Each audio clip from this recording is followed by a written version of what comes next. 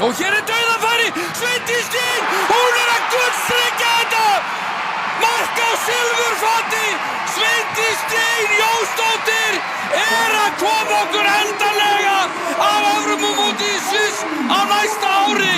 Þetta var með algjörum ólíkindum og hún skorar sitt 11. mark, annað mark sitt í keppninni og hún að gulltryggja þetta Margrét Lára Viðarsdóttir. Þetta var bara svakalega senur hérna, við vorum að tala það, við þurftum að færa okkur ofar upp völlinn og þjóðverðina væri að pressa fullmikið á okkur.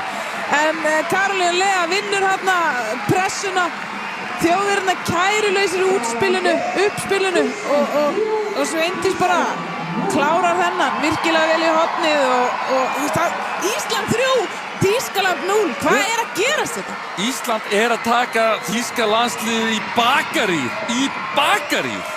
Já, líka í svona stórum leik, það mikið undir fyrir íslenska liðið. Við þurfum þessi 3 stig, úr þessum 2 leikjum til að tryggja okkur inn á Evrópumótið og við ætlum bara að gera það hérna í dag. Algjöru töffarar á móti Þýskaland. Vá.